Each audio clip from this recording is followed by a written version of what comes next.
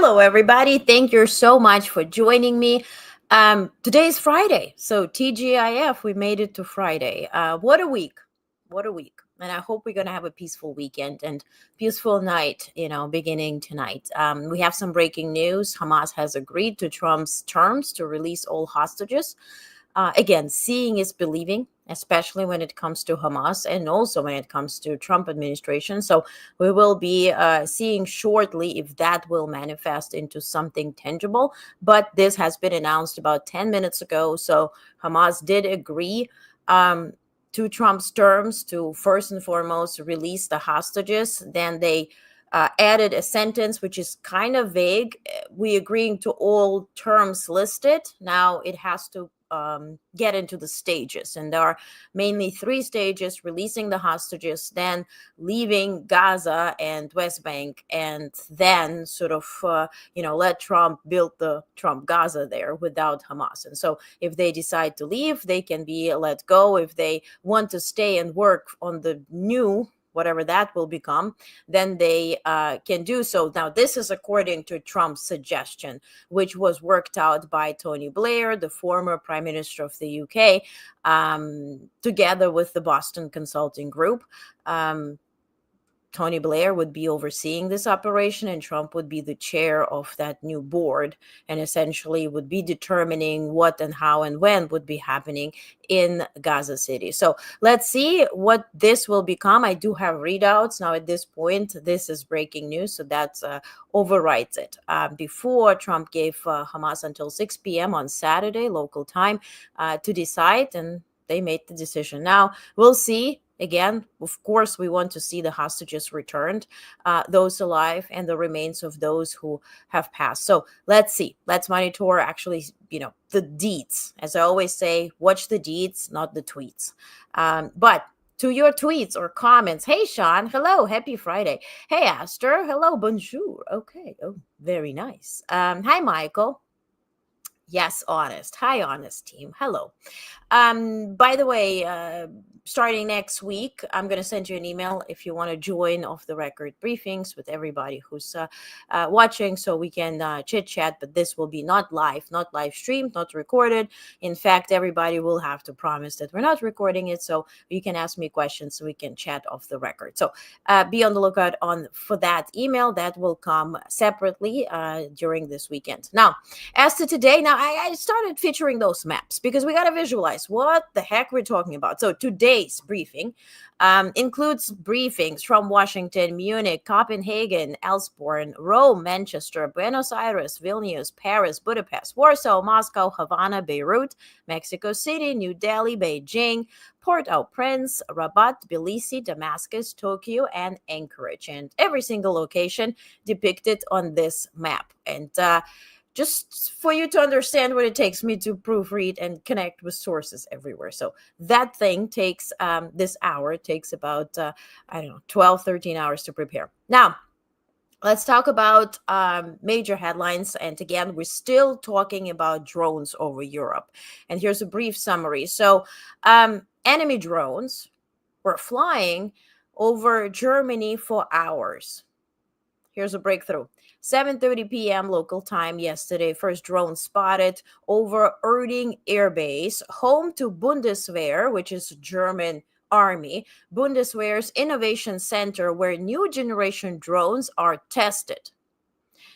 Witnesses described wingspans from 60 centimeters to 1 meter. 8:30 p.m., an hour later, multiple drones sighted over Munich Airport. Up to 6 were reported, 5 confirmed by the Bundeswehr. Now, then the German army was already monitoring them. 11:30 p.m., mind you, started at 7:30, now 4 hours later, 11:30 p.m., less sightings. Then in Belgium, around 15 unidentified drones flew over Elsborn military base during routine surveillance test, now on Friday. Their origin remains unknown, though local outlets suggest possible entry from Germany. Those are not German drones, but they came through Germany. Now, Germany does admit that in the first quarter alone of this year, more than 530 Russian drone overflights were detected. 530. And this all happened over critical infrastructure like power plants, hospitals, military bases, military facilities. But the public was not informed. And this is according to the Welt. This is not Bild, that is co-owned by the German version of Murdoch, who also bought Politico, by the way. So always proofread and, seek sources. But this is by the Welt, which has a different type of reputation. Even worse now, the Bundeswehr, German army, is currently not authorized to shoot those drones down due to legal and technical gaps. And if you know anything about Germany, they go by the book. It has to, if it says by the book, not shoot, no, they're not going to do it. And that is, that's where I raised the question. Are you defending your territory or are you waiting to respond to an invasion? Because those are two very different tasks. So if you're not defending your territory, then maybe you should tell that to your citizens. Maybe they should start defending themselves. Because like Ukrainians, on the first day of the full-scale invasion, people were like taking, tins with soup or whatever, like throwing it at the drones and defending themselves. Maybe that will be the case here, because you're not doing anything and you're the army. Hi, Stephen. Good afternoon. Hello. Hi, James. A bit more concerning than Chinese weather balloons, right? Right. And even with Chinese weather balloons, remember Biden waiting until this was over the ocean so they can shoot it, right? Hi, Lindy. So many drones. Putin trying to scare everyone so they keep their resources at home, make it easier to take Ukraine. Yes. And he's also gathering intelligence. That's where I connected also to what James said about the Chinese balloon, weather balloon. They also get intelligence, like who's monitoring them. If, let's say, F-35s or F-16s are, when we hear, right, NATO is scrambling and getting things into the air. Those things are F-16, F-35. Where do they come from? How long do they need to get, to scramble and put them up and defend, right? So all of that obviously is being noted, right? And they apply it. Now, as to Denmark, Russian warships repeatedly, now listen carefully, Russian warships repeatedly confronted Danish forces in Danish waters. Forget about the drones, we're moving on. Ships. Weapons and radar locked on Danish ships and helicopters. So Russians were like locking on targets. Several near collisions reported. Ships carried sonar and jamming devices, causing GPS blackouts that disrupted civilian air traffic and shipping. Danish intelligence says Putin is continuing to escalate. Prime Minister Mette Frederiksen says this is not just a hybrid attack. This is a hybrid war that is right now going on in Europe. And without any further ado, just let's listen to Mette Frederiksen, the Prime Minister of Denmark. Yeah, that is one of the most important questions to ask today, because there is not only hybrid attacks, there is a hybrid war going on in Europe right now. It is part of rearming ourselves, because when I say rearming Europe, it means also make a more robust European society. I think we have to focus, of course, on the cyber attacks and the risk of sabotage and anti-drone capacities. And therefore it was good that we had discussions with the European Union yesterday about building a kind of a drone wall that can be used, of course, especially when it comes to hybrid war. What can Europe learn from Ukraine here? And by the way, she emphasized that the only true experts when it comes to drones, specifically Russian drones, are Ukrainians. And so we have to seek their expertise because we did, quote, underestimate the threat. 3 years in. Now, as to Lithuania, now this is hilarious. So, like in a certain country that shall not be named, folks that join administration lack experience in the jobs that they're so willingly are confirmed for. Like they have zero experience in being Secretary of Education, Health, anything, right? Now, other country, Lithuania. So in Lithuania, the gentleman named Ignatas Adomavicius, sorry if you're Lithuanian and I butchered it, but he deserves it. He was newly appointed culture minister who had absolutely no idea about culture, nothing. I mean, never dealt with artists, and nothing, like zero. It's a business guy. He lasted only a few days in office, actually 2. Why? So this is a right-wing guy. He's a right-wing populist from this Dawn of Nemuna's party. And when he was appointed to begin with, this sparked this artist protests and strikes in Lithuania, given his lack of cultural background. But what took him down, essentially, he was facing reporters. And, like reporters, usually like pro-Ukrainian ones are asking, like, whose is Crimea, right? In Russian or Ukrainian, it sounds kind of better. But essentially, who does Crimea belong to? That's how we test, right? Because everybody speaks Russian. We test like, hey, on which side are you, right? It's Ukrainian. And he said, this is provocation. I will not be answering this provocative question, which led to Prime Minister Inga Rudžinienė moving quickly to dismiss him. And then facing backlash, Adomavicius has resigned. And so this all happened today. And why am I sharing this? Obviously, Minister of Culture in Lithuania. Why do you care? You're in America or UK or Canada. Like, why? This is an example. Same as how Moldova cleansed their system from Russian propaganda, essentially Russian money and influence within a day, and fixed the election, fixed in a way that people could get the results they actually voted for, and they would be informed who they're voting for. They did it quickly. They did it quickly in Romania. Remember the first round, they declared it inefficient or inadequate because it was very much manipulated through TikTok by Russian propaganda and Russian money, essentially. Same thing is here. It just takes a few days until somebody is fired because, yes, first and foremost, they lack any background and any resume that would satisfy this job. But also when they are not aligning with what the country essentially is aligning with. It's a good example. Now, Europe is confronting Russia. So France, President Macron pledged long-range strike support for Ukraine. Remember, Trump promised tomahawks. This was the whole idea of those talks during UN General Assembly with Zelensky. It was very much populated in Eastern European media and European media, essentially just hoping for Trump to give the green light for tomahawks that can strike 1,500 kilometers deep, might be even 2,500. Now, then Trump said, but we're running out of stock, so we're not going to be able to do it.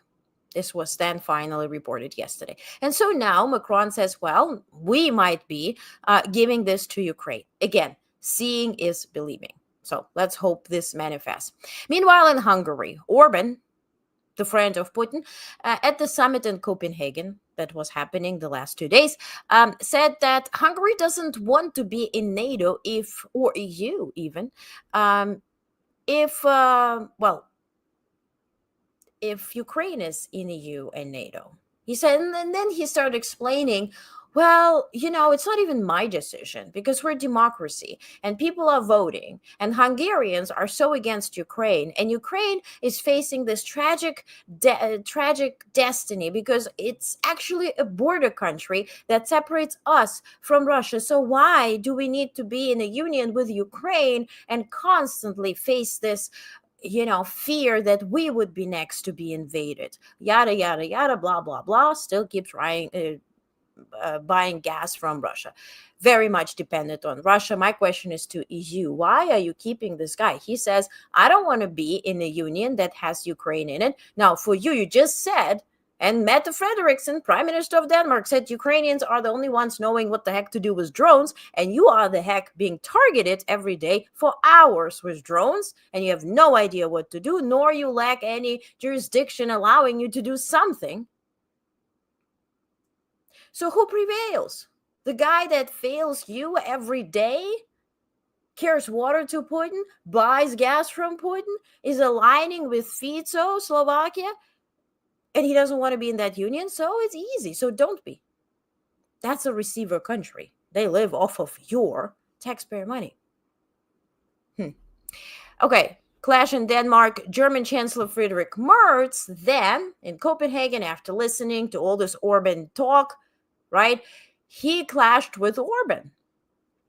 And he accused Orbán of sabotaging defense talks, calling his actions reckless.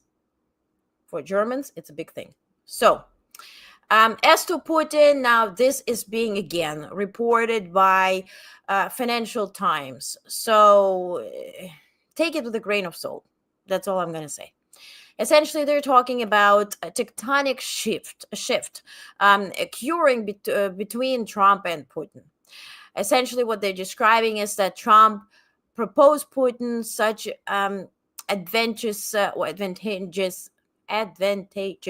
deal, offering him to recognize Crimea as Russian, offering to take off the sanctions, offering him a deal to start drill baby drill in Alaska together. And despite all that, Putin continued bombing Ukraine, and Trump didn't really like it. And so then he called Putin, or Russia, essentially the paper tiger. And then Putin said, whatever, I don't give a damn. And Trump is very dissatisfied with Putin, and yada, yada, yada. Yes, I did include this in tonight's briefing. And by the way, it's already in your mailbox if you're not subscribed. Onestnetwork.com. ONEST.network.com. Okay? Or on Substack, or on all my social media. It's pinned to my profile, so it's has no paywall. I believe in free information, and factual information is my love language, so please subscribe. Monday through Friday, I have political newsletters. Sunday, no politics. Culture, art, cooking, everything. Yep. So, I did include it because it's being reported, and I know you will be reading it, and I know you will be believing it. But what I want you to do is embrace critical thinking and understand that legacy media, and yes, Financial Times is part of it, honey, is catering water, and they're serving the administration in more than a way. So just understand that this might be a request from the administration to say that Trump is, upset and this and that. When I was on BBC News, they asked me, comment on Trump being upset with Putin. I said, first of all, odd. I mean, why is it so personal? This is America and this is Russia. Why, can you put Roosevelt and, Stalin, and Roosevelt will say, I'm so personally disappointed with Stalin, like, how's that going to go? Or Churchill would say that. I mean, anyway, I think it's a theater. That's all I think. And it really means nothing. Again, watch the deeds, not the tweets. As to Putin, remember yesterday he was talking at Valdai talk or whatever, summit, and it was a long interview. And just know that Putin doesn't slip, right? He doesn't say crap just because he just, confuses Azerbaijan with Azerbaijan and Albania with Armenia. No. When he plans something and he puts it as a joke, it's actually on purpose. With this in mind, please watch this video. It has subtitles. Книжки писали. Нам давайте бочонок меду, большую ложку. Будем вместе сейчас чавкать, мед кушать. А нет. Все-таки наши, значит, тогдашние, значит, оппоненты, так уж назовем. Я что увидел как директор ЦРУ? Как директор будущий. Меня в свое... This is not a slip up because he didn't act like, oh my God, what did I say? And why would President of Russia say, what did I learn as a director of CIA? Whoops, future director. On Poland and World War II, he said, Poland provoked Hitler. Hitler, who, quote, wanted a peaceful solution. He wanted a corridor. And that's where he started talking about Suez Canal, right? Where he wants to cut off Baltic states from NATO, essentially. I think, mark my words, next week, this is going to be presented as a solution. We cut off the connection, the canal, and so then this will be a peaceful solution. So cut off Baltic states from NATO. This will be touted as a peaceful solution next week because here he planted it. Now, on U.S. military renaming, he was asked, what do you think about America renaming Department of Defense into Department of War? And he said, oh, that's very provocative because, look, in Russia, we are, in fact, defensive. We don't attack anybody. So we would never name ourselves Department of War. I mean, how long is your nose, Pinocchio? Okay. Quick national news. Let's get to that. Actually, I want to read some comments before that. Sean says, Ukrainian, Baba. Okay. Hi, Mo. Hello. Hungary can leave then. I agree. Michael says, Orbán should not let the door hit him on the way out. I agree.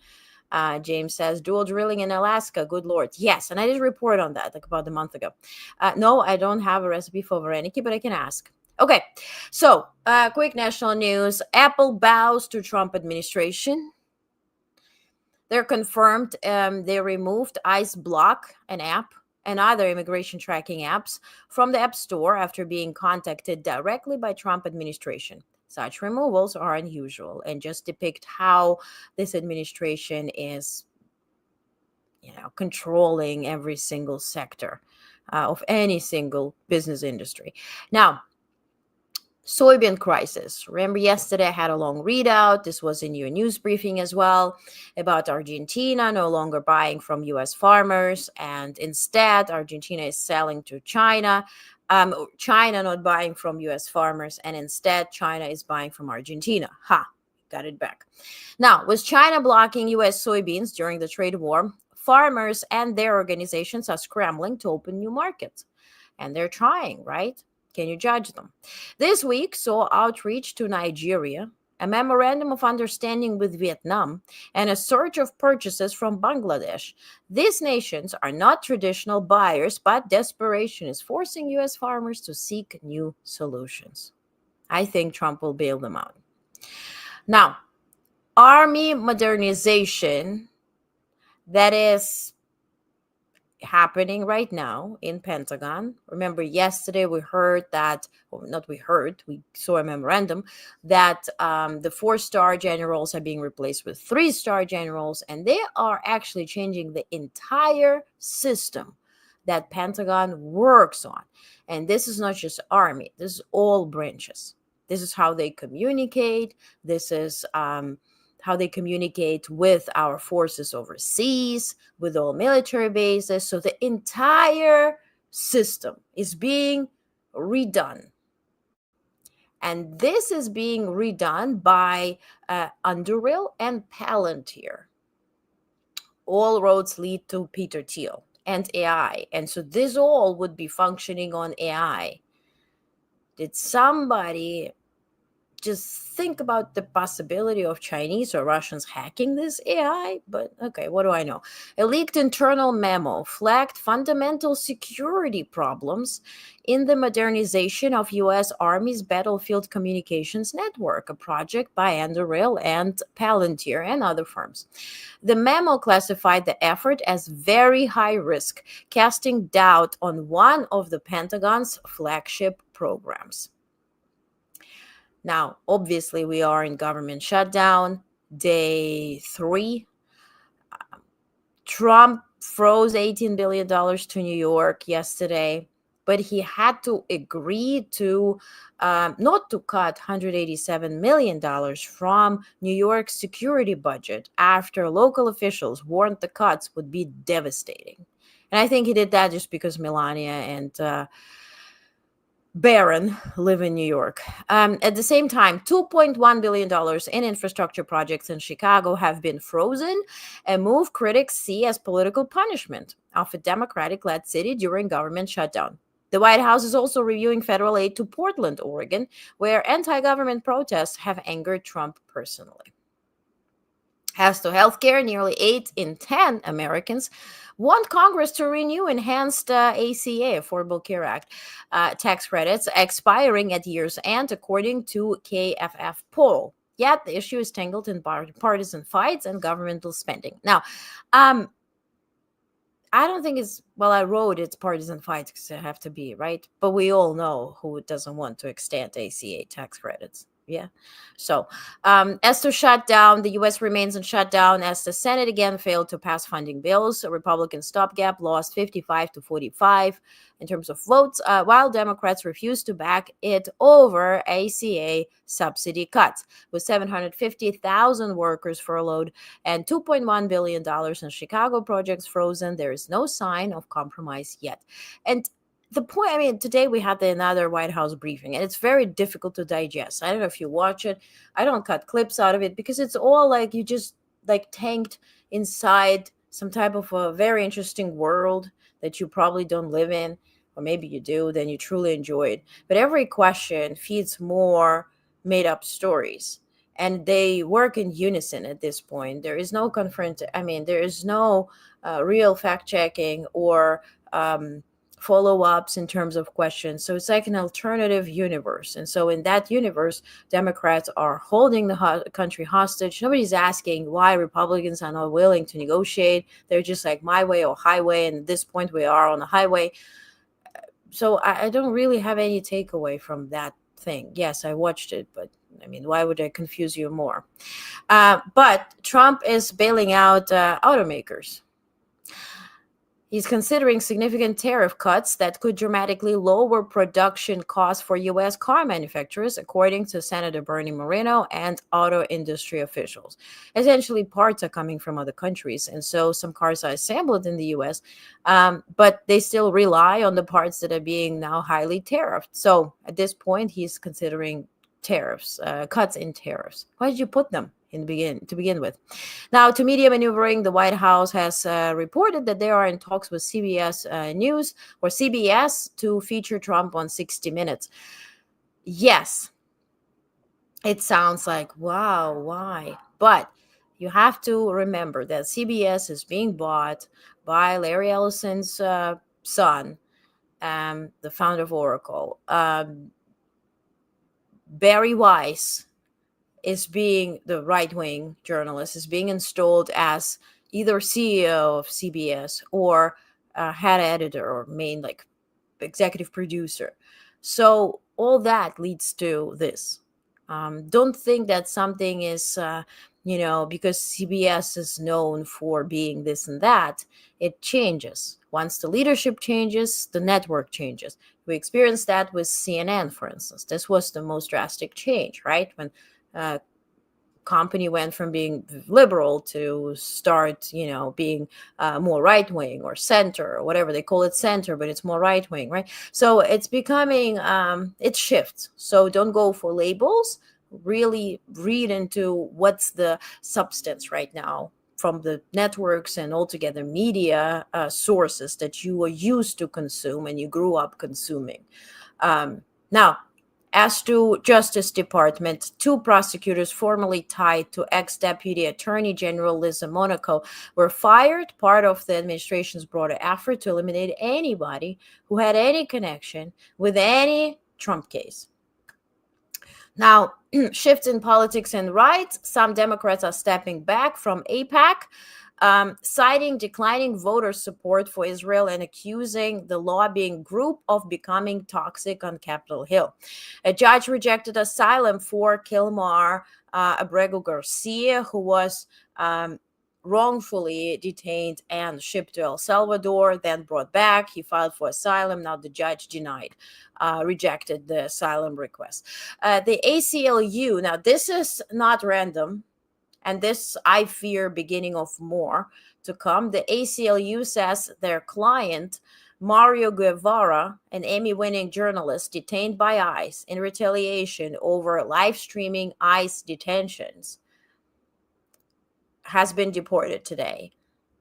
They said this cruelty is meant to stifle free press, and so he has been deported to El Salvador. The FDA approved a new generic abortion pill despite fierce opposition from anti-abortion groups. Trump reportedly wanted to present King Charles with a ceremonial sword from Presidential Museum, and when the director of the museum refused, he fired the director. Other developments. In 2028 Summer Olympics, mostly this will be in Southern California, Los Angeles area, but softball and canoe slalom will be staged in Oklahoma. I Googled how to pronounce the canoe, right? And I forgot. Anywho, you got me, right? So, Tesla faces a lawsuit after parents claimed the design of Cybertruck doors trapped their daughter in fatal fire. And in fact, there were more than one occurrences of such. A 23-year-old climber died after a fall on Yosemite's El Capitan, an ascent many were watching live, and unfortunately, perhaps you saw that. USA rare earth shares jumped 18%. And you know why? Because their CEO, Barbara Hampton, revealed advanced talks with the White House.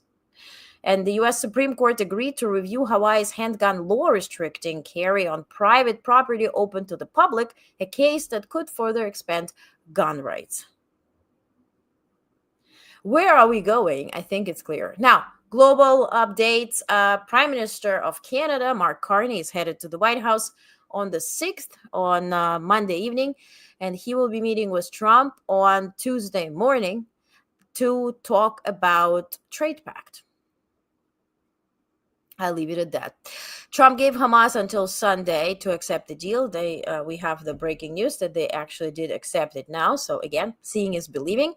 But U.S. strike of Venezuela. U.S. conducted a third strike, fourth. They did 3 before, now 4th again, reportedly killing 4 people aboard a vessel. They claim it again that was transporting drugs. The U.S. has escalated military actions against suspected drug traffickers, blending counter-narcotics operations with defense policy. And I have a deep dive on that in just a second. So, meanwhile, some global political updates. In Mexico, the ruling party that long identified itself with the poor is under fire for their luxury lifestyle. And this highlighting the sort of the gap between the ruling party and what they believe in before they are the ruling party and what it is now. Putin dismissed NATO concerns, insisting Russia has no plans to invade despite drone incursions over Poland, Denmark, and more countries. Chinese stock market surged, lifting by enthusiasm for artificial intelligence investments. That's not the only thing they invest in.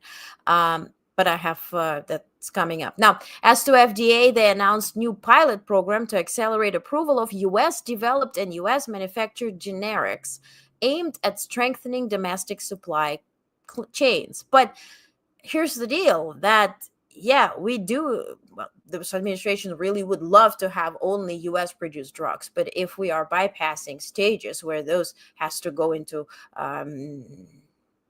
a program of trial and error and, essentially approving it when it's legit to be approved. What are we going to end up with? Now, energy disputes. Louisiana judge ruled that now former President Biden exceeded his authority when he withdrew vast coastal areas from offshore oil and gas development. Now, this decision reopens legal debates on executive power over energy policy. Essentially, Biden prohibited to drill in certain areas because of, ecology and ecological circumstances or what would follow up if they were to do so? Forgot the word. What is the consequences? Yes, ecological consequences for these areas. But now apparently this is unconstitutional or whatever. Now, civil society shifts. The FBI now cut ties with the Southern Poverty Law Center after conservative backlash to its designation of right-wing groups as extremist. The move raises questions about how domestic extremism will be tracked. And this is not the first group. Yesterday, they cut ties with others. So what is FBI replacing this with? They're just cutting out anything. And by the way, if you're subscribed to Michael Wolff, who traveled for years with Epstein and wrote a book about him, and he has access to this White House, and he has sources there, and they said that, Trump placed a call to some of his like-minded senators, and he said, look, he was giggly and giddy, and he said, well, I can't wait. This shutdown is great. We really want to keep it and not reopen it again. And then to the point where he said, Russ Vought, right, the one who created Project 2025, is so happy to shut down everything he doesn't like and do so permanently. So we will keep it so long, and we will F around with Democrats so long they will not know what hit them. And I can play you, again, Michael Wolff's video where he described that. But in the UK, they have a historic moment. The Church of England announced Sarah Mullally to become the first female archbishop in its 1400-year history, marking a historic milestone. As to defense, industry moves, General Dynamics secured $1.25 billion task order to support U.S. Army in Europe and Africa, following $1.5 billion contract just a week earlier. We got to dig in and figure out who these people are.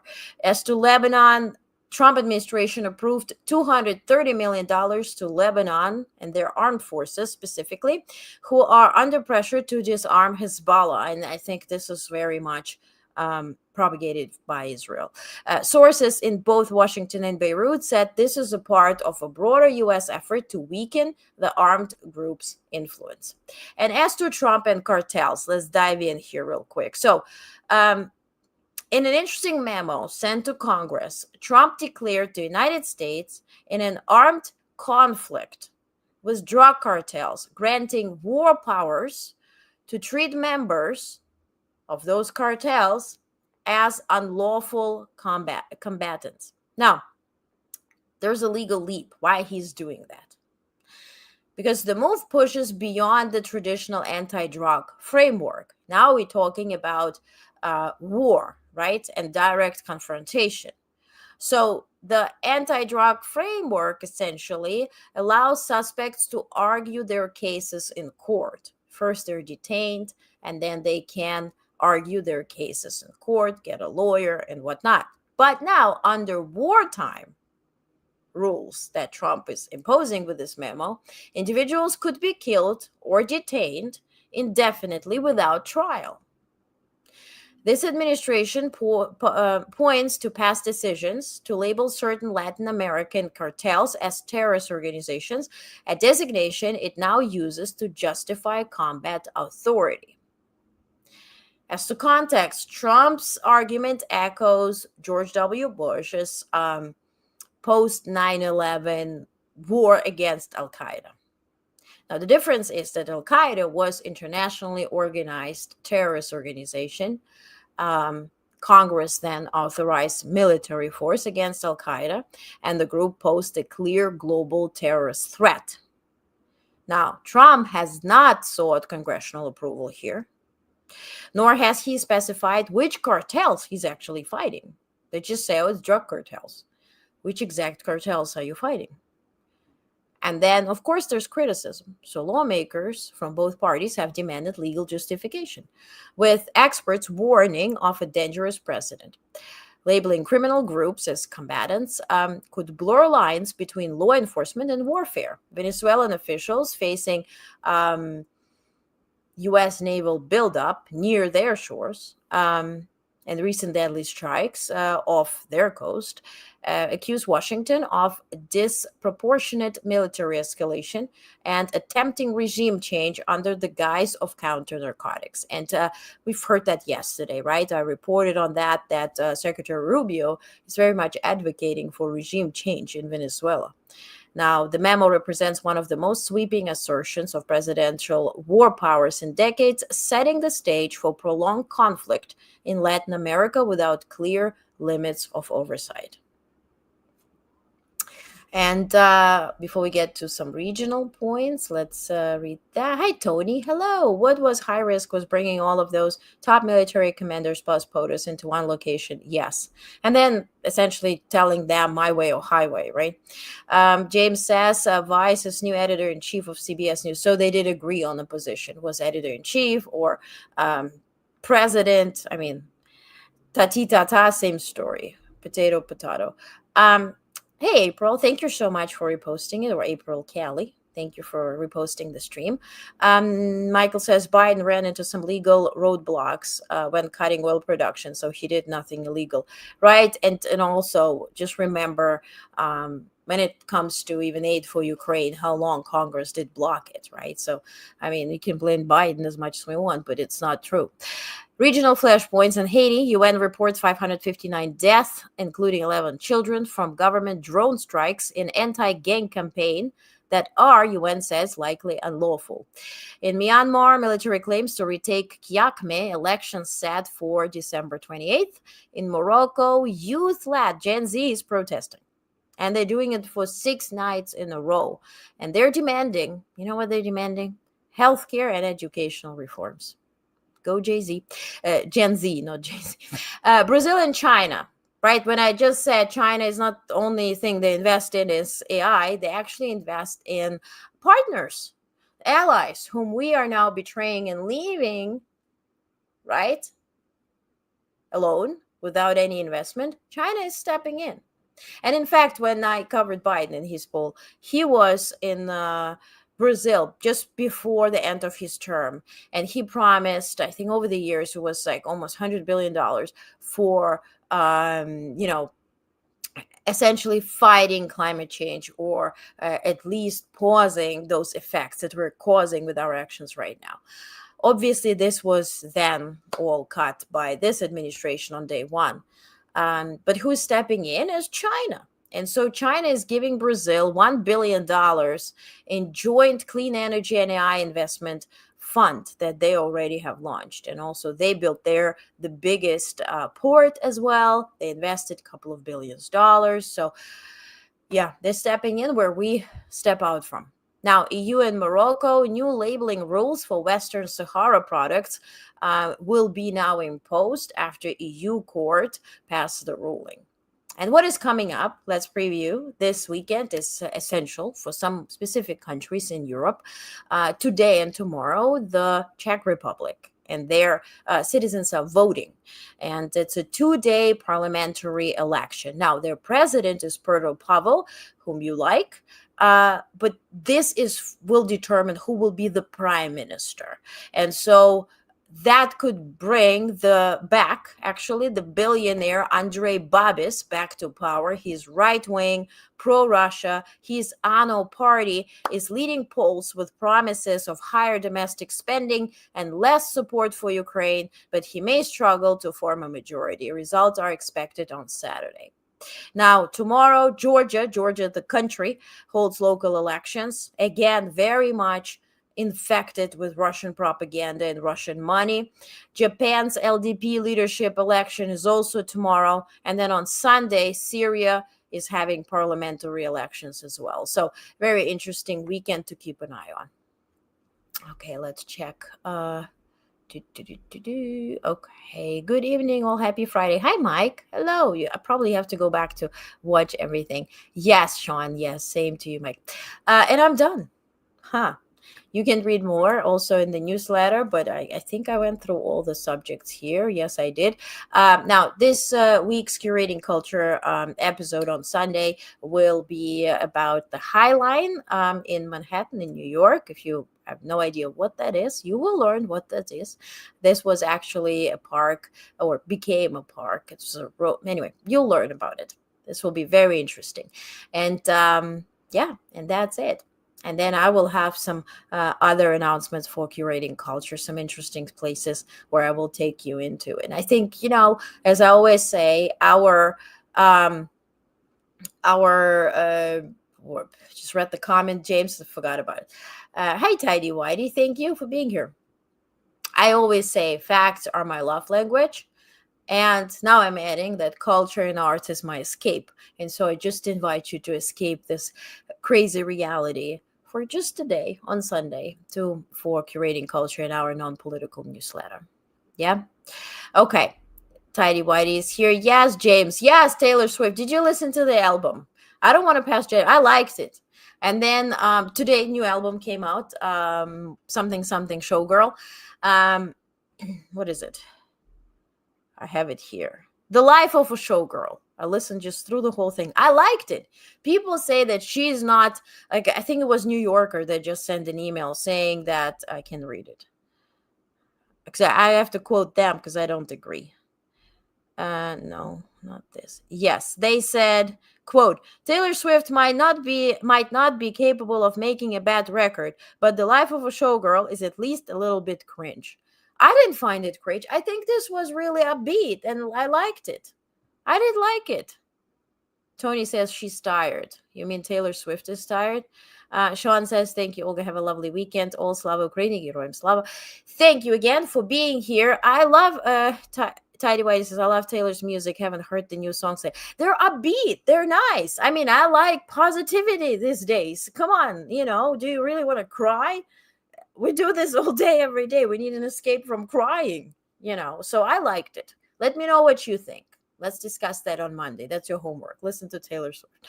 Okay, but if you don't want to, don't. There's no homework. So stay safe, stay sane, keep your hat on a swivel, watch Curating Culture this coming Sunday, watch the interview with Taiwanese Senior National Security Advisor, Dr. Lee, if you haven't yet. And Curating Culture, by the way, we have Rhetoric Museum already there. We have the Shabazz Center, Malcolm X Legacy. We also have Inside United Nations, which has been such an interesting preview. Somehow, don't ask me how, I managed to get inside UN and just record everything where they had no people there before UNGA 80. So if you want to learn more about it, it's just 5 minutes. Go ahead, learn. And I'll see you on Monday. Thank you so much for being here. Have a safe and peaceful weekend. Keep your head on a swivel. Watch the deeds, not the tweets.